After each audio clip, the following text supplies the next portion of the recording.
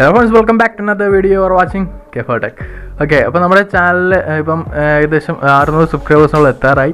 Okay, നിങ്ങൾ maximum വീഡിയോസും കാര്യങ്ങളൊക്കെ ഷെയർ ചെയ്യുക. ഓക്കെ, പിന്നെ അതുപോലെ നമ്മൾ കഴിഞ്ഞ വർഷം ഷോർട്ട് ഫിലിം അപ്ലോഡ് ചെയ്തായിരുന്നു. അത് നല്ല റെസ്പോൺസ് തരുന്നുണ്ട്. അതായത് കിടക്കാച്ച എന്നൊക്കെ പറഞ്ഞായിരുന്നു. അതുപോലെ തന്നെ നമ്മുടെ ചാനൽ ഈ ഒരു മാസം തന്നെ നമ്മൾ 200 സബ്സ്ക്രൈബേഴ്സോളം നമ്മുടെ ചാനലിലേക്ക് വന്നിട്ടുണ്ട്. ഓക്കെ, അപ്പം ഏകദേശം 1K അടിക്കാറൊക്കെ ആകുന്നുണ്ട്. നിങ്ങൾ മാക്സിമം ഒന്ന് ഷെയർ ചെയ്യുക, കാര്യങ്ങളൊക്കെ ചെയ്യുക. ഓക്കെ, അതുപോലെ തന്നെ നമ്മൾ നേരത്തെ ഒരു PC ബിൽഡിൻ്റെ വീഡിയോ ചെയ്തിരുന്നു. ആ ഒരു PC ബിൽഡിൻ്റെ വീഡിയോയിൽ 2 ദിവസം മുമ്പ് ഒരു സബ്സ്ക്രൈബർ വന്ന് കമൻറ്റ് ചെയ്തായിരുന്നു PS4-ൻ്റെയും അതുപോലെ തന്നെ Xbox One-ൻ്റെ ഒരു വീഡിയോ ചെയ്യാമെന്ന്. അപ്പോൾ ഞാൻ എന്തായാലും രണ്ടിൻ്റെ കൂടെ ഒരു കമ്പാരിസൺ വീഡിയോ അങ്ങ് ചെയ്യാമെന്ന് വെച്ചു. ഓക്കെ, അപ്പോൾ നമ്മളെ വീഡിയോയിലേക്ക് പോയേക്കാം.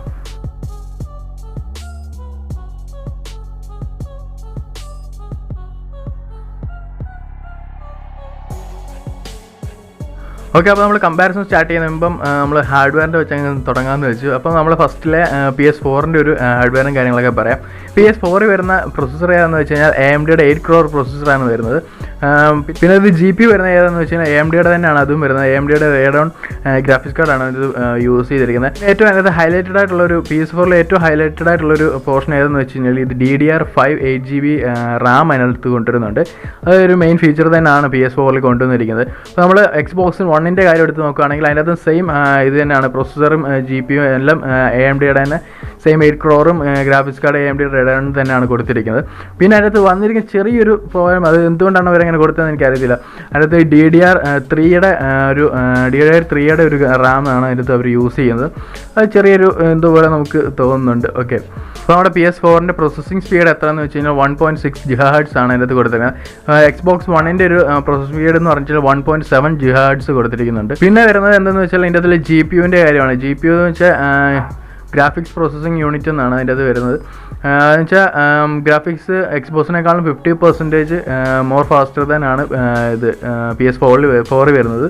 ഓക്കെ, പിന്നെ അതുപോലെ ഇതുപോലത്തെ ഗെയിമിംഗ് കൺസോളിൽ വരുന്ന ഏറ്റവും ഹൈലൈറ്റുള്ള ഫീച്ചേഴ്സിൽ ഒന്നാണ് എക്സ്ക്ലൂസീവ് ഗെയിംസ് എന്ന് വെച്ച് കഴിഞ്ഞാൽ ആ ഒരു PC ഇപ്പം ഈ ഒരു കൺസോളിന് മാത്രമായിട്ട് ഇറക്കുന്ന, അവർക്ക് വേണ്ടി മാത്രം ഇറക്കുന്ന ഗെയിമുകളിലാണ് എക്സ്ക്ലൂസീവ് എന്ന് വിളിക്കുന്നത്. അപ്പോൾ ഏറ്റവും കൂടുതൽ എക്സ്ക്ലൂസീവ് ആയിട്ടുള്ള ഗെയിം കൂടുതലും കൊണ്ടുവരുന്നത് PS4-കാരാണ്. അതിൻ്റെ കുറച്ച് ഗെയിമിൻ്റെ പേരും കാര്യങ്ങളൊക്കെ ഞാൻ ഡിസ്ക്രിപ്ഷൻ കൊടുക്കുക, അല്ലെങ്കിൽ ഇതുപോലെ സ്ക്രീനിൽ വരുന്നതായിരിക്കും. ഓക്കെ, പിന്നെ അതുപോലെ തന്നെ വേറൊരു കാര്യങ്ങളുണ്ട്. അതായത് നമ്മളിപ്പം വാങ്ങിച്ച ഗെയിമും കാര്യങ്ങളൊക്കെ ആണെങ്കിൽ ഇപ്പോൾ PC-യിലൊക്കെ ആണെങ്കിൽ നമ്മൾ ഒരു GTA 5 പോലത്തെ ഒരു ഗെയിം ആണെങ്കിൽ നമ്മൾ ഓൺലൈനിൽ അത് പൈസ കൊടുത്ത് 2,000 രൂപ കണ്ടാന്ന് തോന്നുന്നു. ആ 2,000 രൂപ കൊടുത്ത് GTA 5 വാങ്ങിച്ചു കഴിഞ്ഞാൽ നമുക്ക് ഓൺലൈനും അതിൻ്റെ കൂടെ തന്നെ കളിക്കാൻ പറ്റും. ബട്ട് ഇതുപോലെ കൺസോളുകളിൽ വരുമ്പോൾ ആണെങ്കിൽ നമ്മൾ പൈസ കൊടുത്ത് പെയ്ഡ് ഗെയിംസ് വാങ്ങിച്ചാൽ നമ്മൾ അതിൻ്റെ ഓൺലൈൻ കളിക്കണം എന്നുണ്ടെങ്കിൽ ഇപ്പോൾ PS4-ലാണെങ്കിൽ PS4 ലൈവ് എന്ന് പറയുന്നൊരു ഇത് വാങ്ങിക്കണം.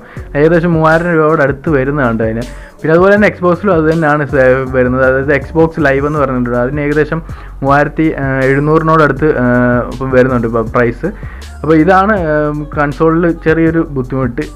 ഏകദേശം അതായത് പെർ ഇയർ ആണ് അവർ പറയുന്നത് 2,000-3,000. ഈ Xbox ആയാലും പ്ലേ സ്റ്റേഷനായാലും പെർ ഇയർ ആണ് ഈ 2,000-3,000 ഓൺലൈൻ കളിക്കണം എന്നുണ്ടെങ്കിൽ ഇതുപോലെ കൊടുക്കേണ്ടത്. പിന്നെ ഒട്ടുമിക്ക ഗെയിമേഴ്സും പറയുന്നൊരു കാര്യം എന്താണെന്ന് വെച്ച് കഴിഞ്ഞാൽ ഇതുപോലെ Xboxലാണെങ്കിൽ ലാഗും കാര്യങ്ങളൊന്നും ഇല്ല, നല്ല സ്മൂത്ത് ഗെയിം പ്ലേയും കാര്യങ്ങളൊക്കെ കളിക്കാൻ പറ്റുന്നുണ്ട് കുറേ ഗെയിമേഴ്സും കാര്യങ്ങളൊക്കെ പറയുന്നത്. അതുപോലെ തന്നെ പ്ലേ സ്റ്റേഷനിലാണെങ്കിൽ ചെറിയ ലാഗും കാര്യങ്ങളൊക്കെ വരുന്നുണ്ട് ഇതിൻ്റെ അത്. പിന്നെ അതുപോലെ വേറൊരു കാര്യങ്ങളുണ്ട്. അതായത് PS4-ലാണെങ്കിൽ VR സപ്പോർട്ടഡ് ആണ്, പക്ഷേ Xbox One-ൽ VR സപ്പോർട്ടഡ് അല്ല. അപ്പോൾ ഈ ചെറിയൊരു കമ്പാരിസൺ വീഡിയോ കണ്ടിട്ട് നിങ്ങൾക്ക് ഏതാണ് എടുക്കാൻ താല്പര്യം, അതായത് ഏതാണ് ബെറ്റർ എന്ന് നിങ്ങൾ തന്നെ തീരുമാനിക്കുക. ഓക്കെ, ഞാൻ എൻ്റെ പേഴ്സണൽ ഒപ്പീനിയൻ പറയുകയാണെങ്കിൽ നിങ്ങൾ ഗെയിമിനെ ഫോക്കസ് ചെയ്ത്, അതായത് ഗെയിം ലാഗും കാര്യങ്ങളൊന്നും ഇല്ലാതെ നൈസായിട്ട് കളിക്കണമെന്നുണ്ടെങ്കിൽ Xbox എടുക്കുക. അല്ലാതെ കുറച്ചൊരു VR സെറ്റപ്പും കുറേ ഫീച്ചറും കാര്യങ്ങളൊക്കെ ഉണ്ടെങ്കിൽ നിങ്ങൾ PS4 എടുക്കുക. ഓക്കെ, ഇതുപോലെ തന്നെ ഈ മച്ചാൻ ചെയ്തപോലെ തന്നെ നിങ്ങൾ കമൻറ്റ് ചെയ്യുക. നിങ്ങൾക്ക് വേണ്ടുന്ന അതായത് ടെക്നോളജി റിലേറ്റഡ് ആയിട്ടുള്ള എല്ലാത്ത വീഡിയോ ചെയ്യുക, എന്നാലും ടെക്നോളജി റിലേറ്റഡ് ആണ് മോസ്റ്റ്ലി ചാനലിൽ ഇടുന്നത്. അപ്പോൾ നിങ്ങൾ മോസ്റ്റ്ലി നിങ്ങൾക്ക് അത് ടെക് റിലേറ്റഡ് ആയിട്ടുള്ള കണ്ടൻറ്റ്, നിങ്ങൾക്ക് എന്താണ് ഡൗട്ട്സ് അത് നിങ്ങൾ താഴെ കമൻറ്റ് ചെയ്യുക. അതിനെക്കുറിച്ച് ഞങ്ങൾ ഇതുപോലെ വീഡിയോ ചെയ്യുന്നതായിരിക്കും. ഞങ്ങൾക്കൊരു കണ്ടൻറ്റും കൂടെ ആയിരിക്കും. ഞങ്ങൾ 2-3 ദിവസമായിട്ട് ഈ ലോക്ക്ഡൗണിൽ ഫുള്ള് ഡെയിലി അപ്ലോഡ് ചെയ്യണമെന്ന് വെച്ചു, പക്ഷേ കണ്ടൻറ്റ് ക്ഷാമം കാരണം ഇട്ടിട്ടില്ല. പിന്നെ അതൊരു ഇത് കൂടെ ആയിപ്പോയി. പിന്നെ അത് കഴിഞ്ഞിട്ട് ഇടാനൊരു ഇത് വന്നില്ലായിരുന്നു. പിന്നെ ഇന്ന് ഇടാമെന്ന് വെച്ചു. ഓക്കെ, ഇന്നലെ മിനിഞ്ഞാന്നൊക്കെ അവൻ ഇട്ടിട്ടുണ്ടായിരുന്നു. പിന്നെ ഇന്ന് ഞാനും കൂടെ ഇടാമെന്ന് വെച്ചു. ഓക്കെ, അപ്പം നമ്മൾ 500 സബ്സ്ക്രൈബേഴ്സ് എത്തുമ്പം ഒരു ഗെയിമിംഗ് ചാനൽ സ്റ്റാർട്ട് ചെയ്യാമെന്ന് പറഞ്ഞു. അതെന്തായാലും ഞങ്ങൾ തുടങ്ങും. ഓക്കെ, അതായത് ഇത് ലോക്ക്ഡൗണൊക്കെ ഒന്ന് കഴിയട്ടെ, എന്തായാലും ഗെയിമിംഗ് ചാനൽ തുടങ്ങും. അപ്പോൾ ആ ഗെയിമിംഗ് ചാനൽ പറ്റൊരു നെയിമും കൂടെ താഴെ ഒന്ന് കമൻറ്റ് ചെയ്യുക. ഓക്കെ, അപ്പോൾ അടുത്ത നല്ല കിടിലൻ വീഡിയോ കാണുന്നതായിരിക്കും. ബൈ.